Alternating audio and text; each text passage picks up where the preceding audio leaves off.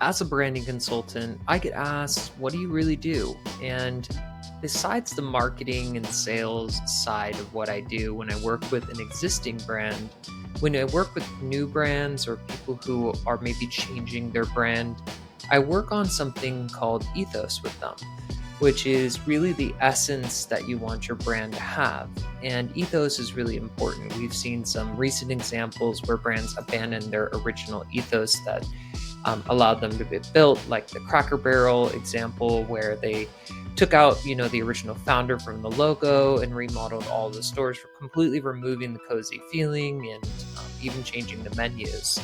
And that was all because of what the corporation wanted to do by putting profits first and basically sacrificing their ethos. So, in this video, I wanted to make a really good example, or I wanted to make a really good lesson on what is ethos, how you can develop it. And once you do this, you'll really understand what it takes to make a good offer, no matter what the offer is. Because if you can correctly answer and authentically answer all of the different anchors that I'm about to show you, then you should almost certainly, whether your audience is niche or broad, be able to grow brand ethos and hopefully get people on board with your brand, and then just have the products that you guys provide be simply complementary to the ethos of the brand that people really relate to. And this sounds really heady and conceptual, but once we get into it, I think that you'll be pleasantly surprised by how simple this process is. All right, let's get started. Okay, I'm a slideshow making genius, so these are going to look really fancy. I'm being sarcastic. So, what is branding? Branding starts with ethos. This is also sometimes called narrative dialogue. It's the values. It's really all of these things. So, how do we develop it? Well, first, you have to understand that branding is the power of changing the perception of things to be more valuable, right? So, like, you can eat an apple and it could just be an apple and it could be a sweet treat. It could then be something that's really healthy for you. So, by eating apples, you're making choices to be a healthier person. And then it could go even broader and be an experience that's shared. So, you're being a healthier person to eat apples by eating apples so that you can be there longer for your family. So that's where we're changing the perception of what is a simple apple to really an ethos around the behavior of eating apples. So the perception shift really needs to be authentic. It's not, manipulation tactics don't work here, because you can't just tell a consumer what they want. You have to understand what they want and tell them how they can get it by participating or being a part of your brand. There is a systematic approach for creating ethos, and you have to ask the question, if the product or offer was to go away entirely, would the feeling that you helped the audience invoke or that you invoked with the audience, would that last even if the product went away? If apples went away, people would still worry about their health. They still would want to be there with their family for a longer period of time. So ethos starts with what I call the good old days. It's really a nostalgia factor. It's extremely powerful emotional trigger in branding. It gives brands a way to feel familiar and trustworthy, even if they're new or entering a new market or just launching. We develop the good old days by wondering what life was like before the innovation existed. And this doesn't have to be your innovation. This could be the industry-wide innovation. So an example, I'd like to include examples. Before we had phones, we used to talk with each other and connect with our community and neighbors. It's not saying that the phones are inherently bad. It is just talking about what the good old days look like.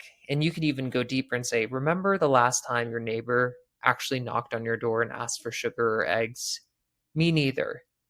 And so another example is, before there were large hotel conglomerates, when you'd take a road trip, you'd live among the locals at the local bed and breakfast.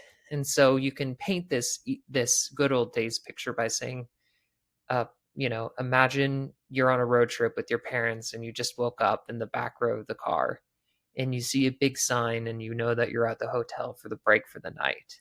And that's not, yeah, that doesn't happen anymore. Or if it happens, it's almost just like a treat. There's a nostalgia around it.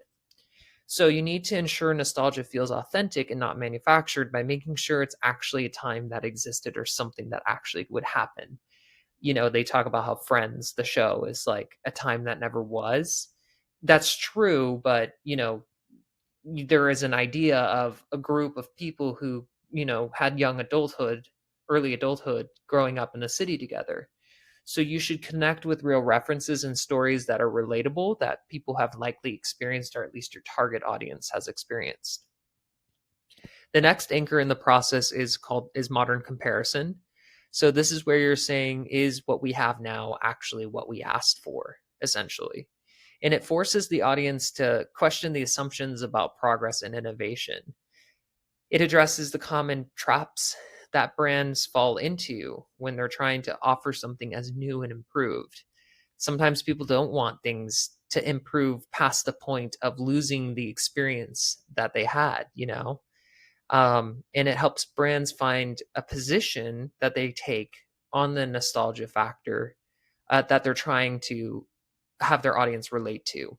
So this is where you could actually redefine what your brand does, the value it provides, and maybe even be a little contrarian. So we deliver genuine improvement, but we want to honor what people actually miss if we're going to be referencing the good old days. So make sure that you're focusing on what the customers value versus what the companies should think they should have. So I'm going to just imagine I have like a social media network and it's new and it's about connection. So I would be like, sure, you have Snapchat, Facebook, Instagram, but are we really connecting with people and building relationships? If my app is community focused about you, maybe finding a local yoga group or a local run club. This might be a good example for things like Strava.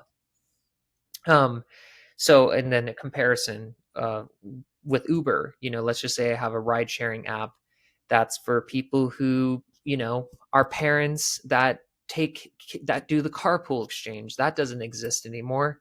And people don't really use the bus. So I could be like, yeah, we're able to get rides at the, push of a button, but are we truly supporting our local economy or our local community? And that would be if I had like an app, for example, that was like for parents who wanted to do carpool trades, or for people who wanted to do, when one person cooks for all of the neighbors and each person has a day of the week where they're, instead of meal prepping for themselves for the whole week, we all just feed our neighbors. So the third anchor is now where we go into what this says about us. And this is where we build the sense of belonging with our audience, so that they feel like they have they already inherently have this sense of desire to belong, but that we can actually create the bridge for that. So it combines the tension between the good old days and the modern comparisons, and then it prompts the person experiencing the brand, to also question if they're behaving in that manner. So it goes into culture and community, and it sets up the brand as a gathering point for like-minded people. So you need to make sure that you know who you're talking to and what their values actually are that they identify with. And so, in the first example, if I have a new social media platform that helps people connect with run clubs or whatever, I may be like, whatever happened to actually checking in on somebody because you genuinely were thinking of them, not prompted to by social media because they posted a picture of their trip to Greece? When's the last time you've actually thought of that? When's the last time you thought, oh man, I miss Kelly? I haven't heard from Kelly in a long time. I hope Kelly's okay. So now I'm actually like painting that picture for them. Or why are we so willing to give up minor conveniences at a cost of someone else's livelihood?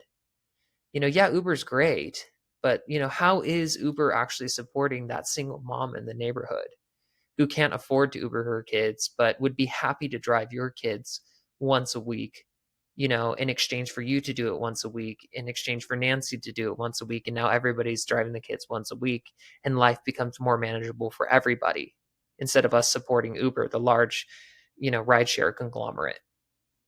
So then we go into the philosophical questions. This is a very tricky part. Clients really struggle with the philosophical question, but it's supposed to go beyond marketing tactics. It's supposed to go into needs. You don't need to be, I can't remember the word. You don't need to be a genius to do this. It does imply depth and authenticity. It is timeless. Like those questions that are kind of implied in what I was talking about earlier, are not a question of whether or not they've been around for a long time or if that people agree with it. Oh, I meant to say stoics. So you don't have to be a stoic, to do this. And they shouldn't require quick answers. Okay. So it's about our existence. It forces brands to grapple with their own identity in society. It creates for brands to stand for something. So an example would be like, when's the last time you genuinely thought about somebody from your heart? If I have a social connection app, or do you remember the last time you connected with the local business owner to support who they are, not just what they can do for you? Kind of challenging that transactional thinking that people maybe have that people don't actually like. The fifth anchor is consequences. We're almost done here. So this forces accountability, and it talks. Now we're actually addressing kind of that elephant in the room with the audience. It makes the philosophical question tangible. It puts power into your audience's decisions that they make, which they really want, and it moves them from what they believe to what happens to us because of what we believe. And so it's not supposed to be divisive. A strong brand would be able to handle this really easily, in my opinion, if they're actually innovating. It forces the consideration of a brand impact beyond profits. It makes the brand story feel substantial. So if we lose touch with each other, we will never feel supported during times we need real support. If we don't support our local businesses, then we'll be forced into the box of what the corporate world wants us to be in. Nobody wants that. And then finally, you're going to want to present a call to action, which is not you being the hero, it's you allowing your audience to be the hero. So they can reclaim what's lost. It creates urgency. There's always a natural urgency. It builds community. It makes purchase decisions feel meaningful and sometimes even rebellious. So you want to position your customers as a hero, and your brand as a mechanism for your customer to become the hero. It allows your audience to assign themselves identity, and it brings assurance that their values are valid. And it also offers them a solution to a problem that they have, by simply engaging with your brand, agreed existed. So it's time for you to call a friend, give them some meaningful attention, join the runclubapp.com and start connecting with people. It's time to support your neighbor. Start giving rides today. Go to familyrideshare.com.